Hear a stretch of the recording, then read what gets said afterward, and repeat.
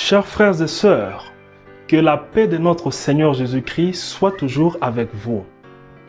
La liturgie de ce dimanche nous parle de l'universalité du salut qu'apporte Jésus. Le salut qu'apporte Jésus n'a pas de frontières. Il est pour tous et pour toutes.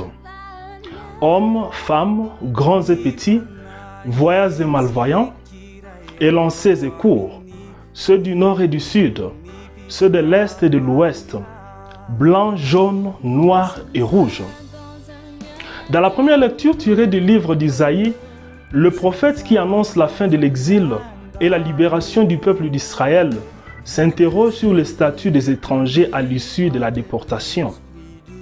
Par la bouche de son prophète, le Seigneur annonce son dessein bienveillant pour les païens. Par son amour, il les rendra ses serviteurs. Il les conduira vers sa montagne sainte. Il les rendra heureux dans sa maison. Oui, tous on a une place dans la maison de Dieu. Tous on a une place dans le cœur de Dieu qui bat au même rythme pour tout un chacun de nous. Oui, du même amour qu'il portait son peuple, Dieu aime le peuple du monde entier. Du même amour qu'il avait pour Israël, Dieu nous aime chacun avec ses forces, ses fautes et ses faiblesses. Telle est la pédagogie de Dieu qui appelle l'humanité entière au salut, à la réconciliation avec lui, tel que Paul le dit dans la deuxième lecture. Lui qui se nomme apôtre des païens, il loue la miséricorde de Dieu qui est offerte à tous et acceptée avec foi par les païens. Cette même foi, nous la voyons exprimée par une femme cananéenne, une païenne dans l'évangile de ce dimanche. Cet évangile se présente sous la forme d'une thèse, d'une antithèse et d'une synthèse. La thèse, c'est que Jésus montre ici son ouverture aux païens.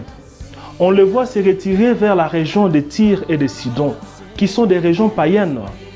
Jésus brise la coutume juive selon laquelle être en contact avec un païen rend impur.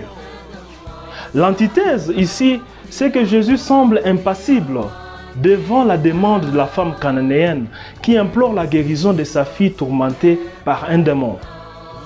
La synthèse ici est la foi de la femme cananéenne.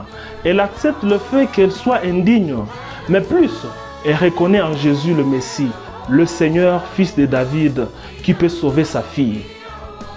Quelle foi, quelle grande foi, chers frères et sœurs. On a besoin d'une telle foi pour croire qu'il n'y a rien qui soit impossible aux yeux de notre Seigneur.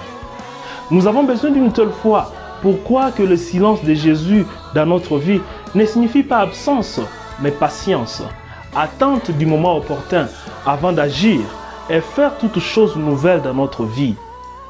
Demandons la grâce de la foi de la cananéenne, afin que nous sachions intercéder les uns pour les autres et que nos prières trouvent leur réponse dans les bons actes que l'on pose aux uns et aux autres. Amen. Bon dimanche à tous.